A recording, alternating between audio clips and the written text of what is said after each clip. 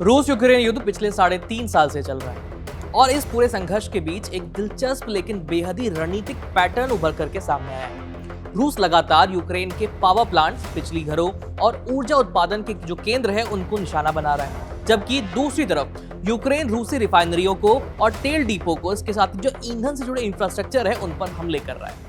पहली नजर में ये सब एक सामान्य टारगेट पैटर्न लगता है, लेकिन असल में ये दोनों देश एक युद्ध रणनीति को फॉलो कर रहे हैं जिसके तहत वे बिना किसी सीधी जमीनी लड़ाई के एक दूसरे की रीढ़ तोड़ने की कोशिश कर रहे हैं। सवाल ये है कि ड्रोन और मिसाइलों से बिजली घरों और रिफाइनरी को जो निशाना बना रहे हैं उसके पीछे वजह क्या है।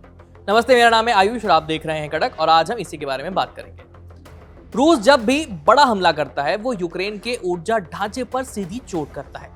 दिसंबर में रूस ने 704 हथियारों में, जिसमें से 653 ड्रोन और 51 मिसाइलें शामिल थी, उनका इस्तेमाल करते हुए यूक्रेन पर अब तक का सबसे बड़ा हमला किया, जिसमें कीव, खार्किव, इनप्रो, चेरकासी और 8 अन्य इलाकों की बिजली जो सुविधाएं थी वो बुरी तरह से क्षतिग्रस्त हो गई। इससे पहले 29 नवंबर को भी इसी तरह का हमला हुआ था, जिसमें 600 ड्रोन और मिसाइलों से पावर स्टेशन, ट्रांसफार्मर और डिस्ट्रीब्यूशन फैसिलिटी को तहस नहस कर दिया गया था। ये संयोग नहीं है, ये हमले सर्दियों के दौरान ही किए जाते हैं जब तापमान 0 से काफी नीचे चला जाता है और नागरिकों के लिए बिजली, हीटर और गर्म पानी जीवन रक्षक साबित होते हैं। अब सवाल उठता है कि ऊर्जा ढांचे पर हमला युद्ध की रणनीति में इतना महत्वपूर्ण क्यों हो जाता है। तो असल में 21वीं सदी में युद्ध सिर्फ टैंक, मिसाइल और सैनिकों की लड़ाई नहीं रह गया है। ये उन सुविधाओं पर हमला है जो किसी भी देश की सैन्य क्षमता, उसके संचार साधनों और आम नागरिकों के जीवन के लिए अहम होती है।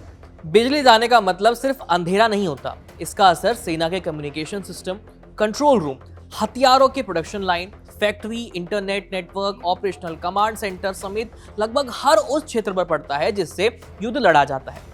बिजली काटने पर यूक्रेनी drone program, air defence system और कई तकनीकी सैन्य इकाइयां प्रभावित होती हैं, जो रूस के लिए एक बड़ा सामरिक लाभ है। लेकिन इससे भी बड़ा असर आम नागरिकों पर पड़ता है। यूक्रेन में ठंड ज्यादा पड़ती है और जब बिजली नहीं होती तो ना ही हीटिंग हो पाएगी, हीटिंग सिस्टम बंद पड़ जाते हैं, बिजली की सप्लाई प्रभावित होती है, मोबाइल नेटवर्क भी नहीं आते और सर्दी के दिनों में लोगों की तकलीफें कई गुना बढ़ जाती हैं। रूस जानता है कि ऐसे हमलों से जनता में असंतोष पैदा होता है और जनता का असंतोष सीधे सीधे सरकार पर दबाव बनाता है। इतिहास बताता है कि कई युद्धों में नागरिक बुनियादी ढांचे पर हमला विरोधी देश की सरकार और जनता के मनोबल को तोड़ने का सबसे प्रभावी तरीका रहा है। अब आर्थिक पहलू पर नजर डालते हैं। ऊर्जा ढांचे को तबाह करने से किसी भी देश की अर्थव्यवस्था बुरी तरह से प्रभावित होती है। उदाहरण के लिए 2025 में ही रूस ने यूक्रेन की गैस उत्पादन क्षमता के करीब 60% हिस्से को नष्ट कर दिया। इसके बाद लगभग 6 लाख से ज्यादा लोग बिजली और हीटिंग सुविधाओं से वंचित हो गए। गैस प्रोडक्शन साइट्स पर हमलों से 80 मिलियन क्यूबिक मीटर गैस का उत्पादन सीधे सीधे प्रभावित हुआ। उत्पादन क्षमता कम होने से उद्योग ठप होते हैं, जिससे निर्यात से मिलने वाला टैक्स भी कम हो जाता है और सरकार पर आर्थिक दबाव पड़ता है, जिससे वो संकट में फंसती है। ये स्थिति रूस को युद्ध में रणनीतिक बढ़त भी दिलाती है। अब सवाल है कि यूक्रेन बदले में क्या कर रहा है। जवाब साफ है, यूक्रेन रूस की रिफाइनरियों पर हमला कर रहा है और इसके कारण भी उतने ही रणनीतिक है जितने रूस के हमलों के। रूस दुनिया के उन देशों में से एक है जिसकी अर्थव्यवस्था काफी हद तक तेल और गैस पर जो निर्यात होता है उस पर निर्भर है। रूस के बजट का एक बड़ा हिस्सा पेट्रोलियम निर्यात से आता है और इसी पैसे से वो अपनी युद्ध की मशीनरी को चलाता है। टैंकों, फाइटर जेट, मिसाइलें और वाहन चलाने के लिए उसे लगातार ईंधन की जरूरत होती है। यही कारण है कि यूक्रेन समझ गया है कि रूस की सेना को कमजोर करने के लिए सीधे सीधे उसके ईंधन की जो सप्लाई है उस पर चोट करना जरूरी है। जब यूक्रेन रूसी रिफाइनरियों पर हमला करता है तो उसका सबसे पहला उद्देश्य रूस की घरेलू और सैन्य ईंधन सप्लाई चेन को बाधित करना होता है। रूस की रिफाइनरियां न केवल घरेलू बाजार के लिए पेट्रोल, डीजल और एविएशन फ्यूल तैयार करती हैं, बल्कि रूसी सेना के लिए विशेष ग्रेड का ईंधन भी यहीं से बनता है। इन रिफाइनरियों पर हमला करके यूक्रेन आगे वाले जो मोर्चे हैं उस पर रूसी टैंकों, बख्तरबंद वाहनों और फाइटर जेट्स के संचालन क्षमता को सीधे सीधे प्रभावित करता है। यूक्रेन ने अपनी रणनीति के तहत रूस की कई बहुत ज्यादा अहम रिफाइनरियों को निशाना बनाया है, जिसमें क्रीशी रिफाइनरी, तुआप्से ऑयल रिफाइनरी और वोल्गोग्राद क्षेत्र की रिफाइनरी काफी प्रमुखता से शामिल है। किरीशी और तुआप्से उन रिफाइनरियों में शामिल है जो रूस की पेट्रोलियम प्रोसेसिंग क्षमता में बड़ी हिस्सेदारी रखती हैं। इनके बंद होने या क्षतिग्रस्त होने का मतलब है देश पर ईंधन की कमी का बोझ आ जाना, ईंधन की कीमतों में उछाल आ जाना और आर्थिक अस्थिरता। यही नहीं, यूक्रेन काला सागर के रास्ते से गुजरने वाले रूसी तेल टैंकरों पर भी ड्रोन से हमले कर चुका है, जिससे रूस की समुद्री व्यापार क्षमता पर सीधे सीधे चोट पहुंचती है। इस तरह की रणनीति से रूस का घरेलू ईंधन बाजार भी प्रभावित होता है। जब रिफाइनरियों में आग लगती है या इसकी उत्पादन क्षमता बाधित होती है तो घरेलू स्तर पर पेट्रोल और डीजल की कीमतें बढ़ने लगती हैं। इसका खतरा बढ़ जाता है।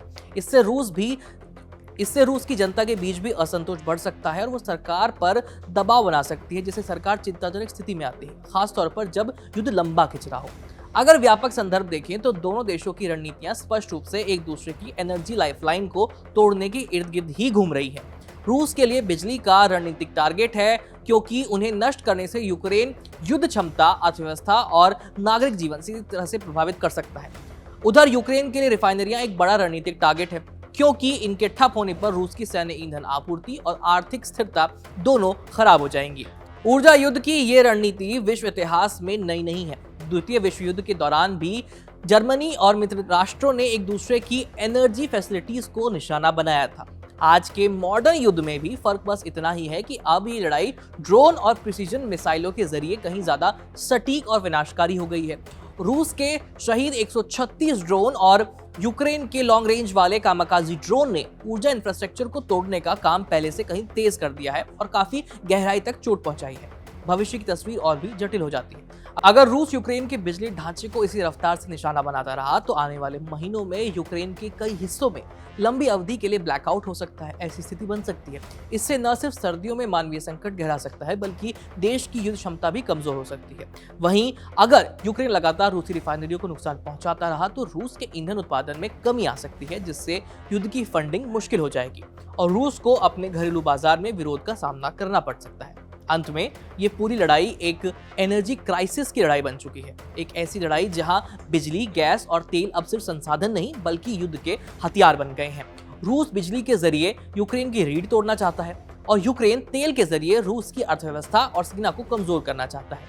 इस एनर्जी वॉर में कौन आगे रहेगा, कौन जीतेगा, ये तो आने वाला समय ही बताएगा। फिलहाल इस खबर में इतना ही। देखते रहिए कड़क। धन्यवाद।